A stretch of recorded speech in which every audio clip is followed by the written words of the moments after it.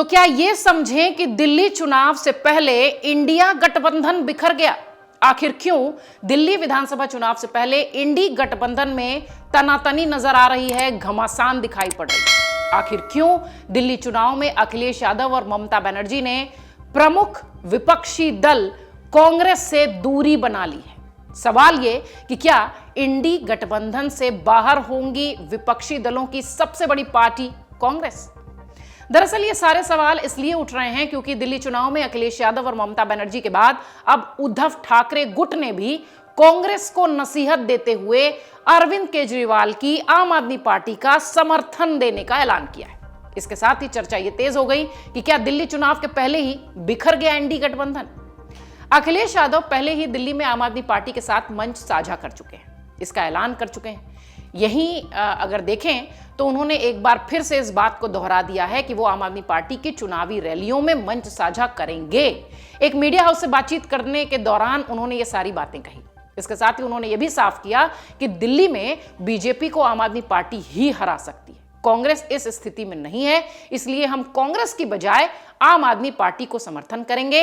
और आप हैरान रह जाएंगे कि केजरीवाल की तरफ से शुक्रिया का मैसेज भी पहुंच गया है। इधर ममता बनर्जी की अगर बात करें तो तृणमूल कांग्रेस के नेता कुणाल घोष कहते हैं कि हम उम्मीद करेंगे कि वहां पर आम आदमी पार्टी की सरकार फिर से आए और बीजेपी पूरी तरह हार जाए, दिल्ली की जनता बीजेपी को पराजित करेगी। हम लोग ये उम्मीद करेंगे कि वहां पर आम आदमी पार्टी का सरकार फिर से आए और भाजपा पूरी तरह उसको डिफीटेड होना चाहिए और दिल्ली का जनता भाजपा को पूरा पराजित करेंगे।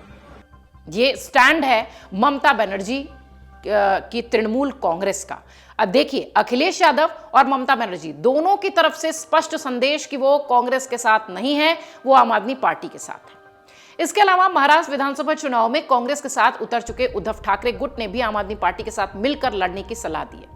उद्धव सेना के सांसद संजय राउत कहते हैं कि दिल्ली में आम आदमी पार्टी और कांग्रेस को साथ मिलकर चुनाव लड़ना चाहिए था। इस तरह आपस में लड़ने की बजाय एकजुट होकर बीजेपी से मुकाबला करना चाहिए था। आम आदमी पार्टी, कांग्रेस जो इंडिया ब्लॉक के मेंबर्स है वो लड़ रहे हैं, तो हम यहाँ का हमारी ताकत क्यों खर्ची करें?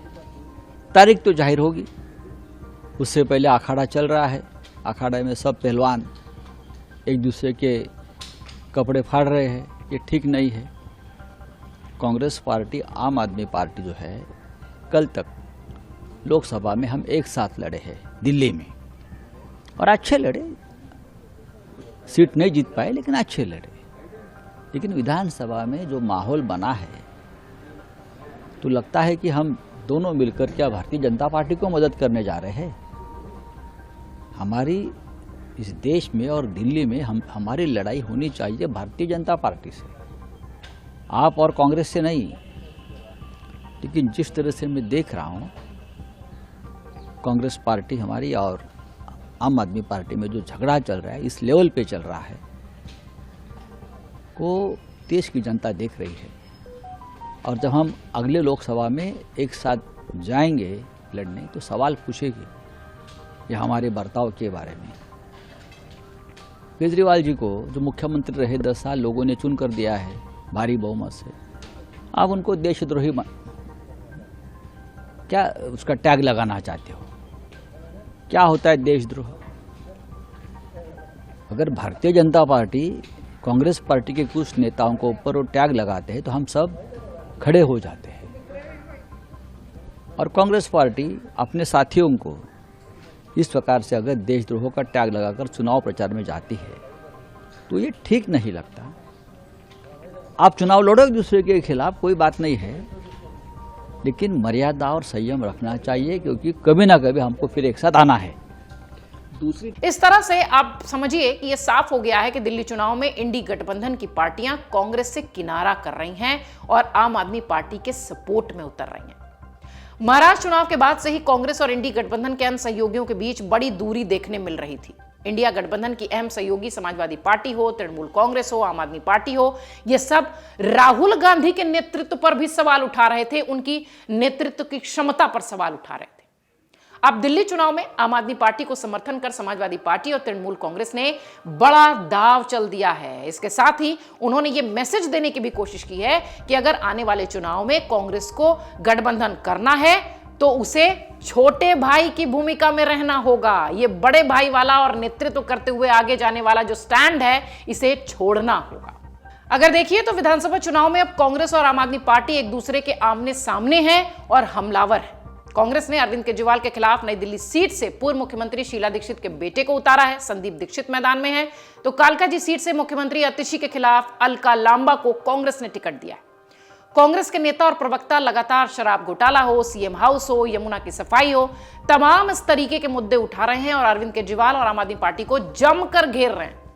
वहीं आम आदमी पार्टी यह आरोप लगा रही है कि कांग्रेस दिल्ली में बीजेपी की बी टीम की भूमिका निभा रही है। कांग्रेस में इस वक्त इंडिया गुट जो है, अगर देखिए तो कांग्रेस इस वक्त उसमें लीड कर रही है, लेकिन गठबंधन में शामिल आम आदमी पार्टी हो, आरजेडी हो, तमाम ऐसे दल हैं जो ये इच्छा जाहिर कर चुके हैं कि पश्चिम बंगाल के मुख्यमंत्री ममता बनर्जी को इंडी ब्लॉक का नेतृत्व करना चाहिए। सहयोगी दलों की ओर से अपनी नेतृत्व क्षमता पर संदेह जताने से कांग्रेस थोड़ी असहज जरूर है। अगर आप देखिए तो लोकसभा चुनाव 2024 में आम आदमी पार्टी और कांग्रेस ने दिल्ली में गठबंधन किया था। कांग्रेस 3 सीटों पर चुनाव लड़ी थी और आम आदमी पार्टी 4 सीटों पर। हालांकि इससे बीजेपी के प्रदर्शन पर कोई खास अंतर नहीं पड़ा था। उसने एक बार फिर दिल्ली की सभी 7 सीटें जीती थी, लेकिन ये जो उसके बाद से एक माहौल बनता दिखाई पड़ा, उसने निश्चित तौर पर यह संकेत दिए कि इंडी गठबंधन में फूट होती दिख रही है, इंडी गठबंधन में तनाव होता दिख रहा है। इंडिया गठबंधन जो लोकसभा चुनाव से पहले बीजेपी को हराने के लिए एकजुट हुआ था, अब वो बिखर रहा है। दिल्ली में फिलहाल चुनाव से पहले तो ऐसी ही तस्वीर दिखाई पड़ती। दिल्ली चुनाव की बात करें तो 5 फरवरी को वोटिंग है और 8 फरवरी काउंटिंग की तिथि है, मतगणना के दिन है। कांग्रेस और आम आदमी पार्टी के बीच विधानसभा चुनाव का गठबंधन नहीं हो पाया है। दोनों अलग अलग चुनावी मैदान में हैं। देखना यह है कि लोकसभा चुनाव में साथ रहने वाली पार्टी अब जब दिल्ली में चुनाव अलग अलग लड़ रही है तो उसका यह प्रयोग कितना सफल होता है, उसे इसका कितना फायदा मिलता है। 8 फरवरी वो तारीख जब सारे प्रयोग, सारे ऑप्शन सही जगह फिट हुए या नहीं, ये पता चलेगा और किसने बाजी मारी ये तय हो जाएगा। तारीख 8 फरवरी है। अमर उजाला जीवांजलि के सारथी की मदद लें और महाकुंभ में स्नान जरूर करें।